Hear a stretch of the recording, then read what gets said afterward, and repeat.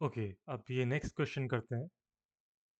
इसका हम लोग पहले स्ट्रक्चर देखते हैं। तो वही 3 स्टेटमेंट्स हैं और जो ऑप्शंस हैं उनमें एलिमिनेशन काफ़ी होने का स्कोप है, क्योंकि आप देखोगे सेकंड वाला अगर गलत होता है तो सीधे आंसर ए आ जाता है ना? तीसरा गलत होता है तो सीधे आंसर बी आ जाता है। तो इसमें काफ़ी ज़्यादा एलिमिनेशन का स्कोप है। तो अब चालू करते हैं। ये स्ट्रक्चर के बारे में पता है हम लोग को, अब चालू करते हैं कि क्या है। पहला स्टेटमेंट है कि carbon dioxide emissions in India are less than 0.5 tonne CO2 per capita. अब ये थोड़ा फैक्ट है, ये आपको पता है कि नहीं है, देखते हैं थोड़ी देर में। सेकंड स्टेटमेंट देखते हैं। In terms of CO2 emission from fuel combustion, India rank second in Asia Pacific region. अब आपको एशिया पैसिफिक रीजन पता होना चाहिए, ठीक है? वैसे अब अगर आप वर्ड, एक ये टेक्निक भी होती है वर्ड ब्रेकिंग। यूपीएससी कई बार वर्ड्स को जोड़ के देता है, कॉम्प्लेक्स वर्ड्स देता है, उनको आपको ब्रेक करके उसके मीनिंग को इन्फर करना होता है। तो अगर एशिया पैसिफिक को आप ब्रेक करोगे तो आपको समझ में आएगा कि एशिया और पैसिफिक का मिलने वाला रीजन है, जो कि चाइना, साउथ ईस्ट एशिया, ये वाला रीजन जो है वो है।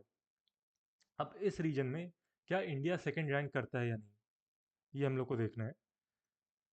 फिर थर्ड वाला जो स्टेटमेंट है वो बोलता है कि electricity and heat production are the largest sources of CO2 emissions in India. ठीक, अब इस क्वेश्चन को करते हैं। तो इस क्वेश्चन में अगेन जो ये पहला स्टेटमेंट है, देखिए मैंने ये बोला है कि आपको रैंडम फैक्ट्स नहीं पढ़ने हैं, पर आप एन और PYQs को बार बार रीड करोगे, ये तो मैंने बोला ही है, ये इंपॉर्टेंट है। तो पहला वाला जो स्टेटमेंट है, अगर आपने एन पढ़ी होती तो उसमें दिया है ये चीज़, ठीक है?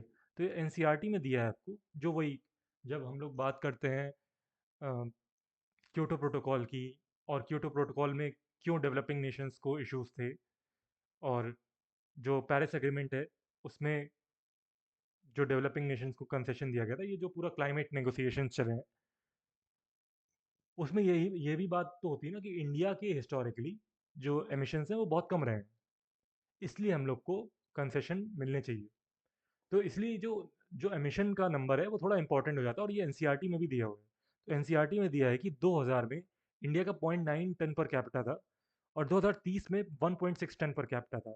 अगर आपने कभी भी एनसीईआरटी की ये लाइन पढ़ी होती तो आपके दिमाग में एक मतलब रफ पिक्चर बन जाती, राइट? इट्स नॉट नेसेसरी कि आप ये एग्जैक्ट फैक्ट रटे होते, पर अगर आपने मान लो ये चैप्टर 2-3 बार पढ़ा है तो एक रफ पिक्चर तो आपके दिमाग में बन जाती कि यार 1.5 टन के तो ऊपर ही है जो इंडिया का पर कैपिटा कंजम्पशन है। अगर आपको वो चीज़ पता होती तो आप यहाँ पे पहला जो ऑप्शन है उसको आप बोल सकते थे कि ये तो गलत लग रहा है, ये तो बहुत लो लग रहा है, मैंने पढ़ा है कि ये हाई है, और जो बेसिक एनसीईआरटी है उसको पढ़ा है, बेसिक पीवाईक्यू एनालिसिस है उसको पढ़ा है, उसी से मैं ये बोल सकता हूँ। ठीक, अब पहला अगर गलत हो जाता है तो ये ऑप्शन एलिमिनेट हो जाता है, ये ऑप्शन एलिमिनेट हो जाता है। दूसरा अपने आप सही हो जाता है। तो एशिया पैसिफिक क्या है, इंडिया एशिया पैसिफिक में आता है कि नहीं आता है, इंडिया की रैंकिंग क्या है, वो सब की अब नीड ही नहीं है, क्योंकि वो अपने आप ही ट्रू हो गया। ठीक, जैसे ही वो अपने आप ट्रू हो गया तो हम सीधे अब थर्ड ऑप्शन पे चलते हैं। थर्ड ऑप्शन क्या है कि electricity and heat production are the largest sources of CO2 emission in India. ना अगेन इस पे बहुत क्वेश्चन पूछे जा चुके हैं।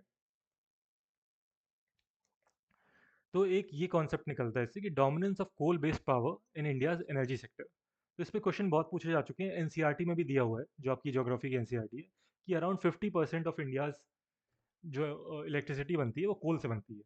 और हम लोग को ये भी पता होना चाहिए कि कोल इज़ अ वेरी, जो काफ़ी सारी ग्रीन हाउस गैसेस कोल से निकलती हैं, पॉल्यूशन काफ़ी ज़्यादा होता है, तो इट्स वेरी मच पॉसिबल कि इलेक्ट्रिसिटी एंड हीट प्रोडक्शन जो होगा वो लार्जेस्ट सोर्स ऑफ CO2 होगा इंडिया में। अब एग्जैक्ट क्वेश्चन भी एक दो देख लेते हैं कि क्या पूछे थे। जैसे फोर्थ वाला है, ये 2001 में है। तो ये यही बताता है कि dominance of thermal power in India's energy profile. मैं खोल के नहीं दिखा रहा हूँ, क्योंकि ये क्वेश्चन बहुत बार इससे रिलेटेड पूछे जा चुके हैं। जैसे ये 16 वाला देखते हैं, 2011 का ये क्वेश्चन है।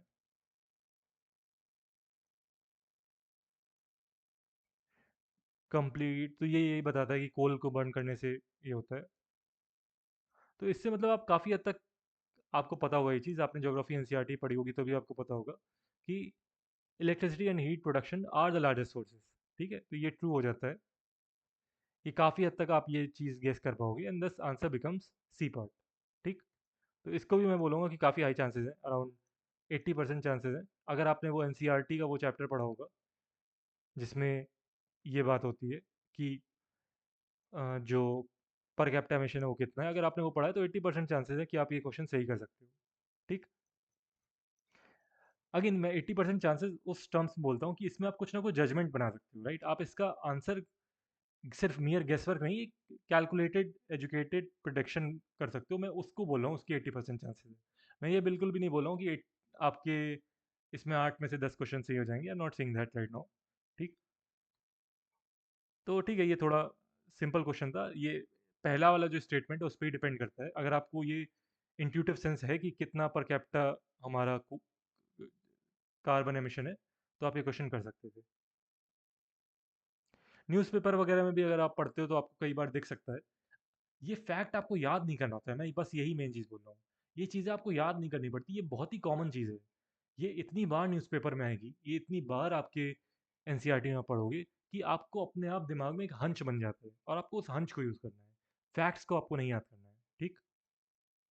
चलिए अब नेक्स्ट क्वेश्चन पे चलते हैं।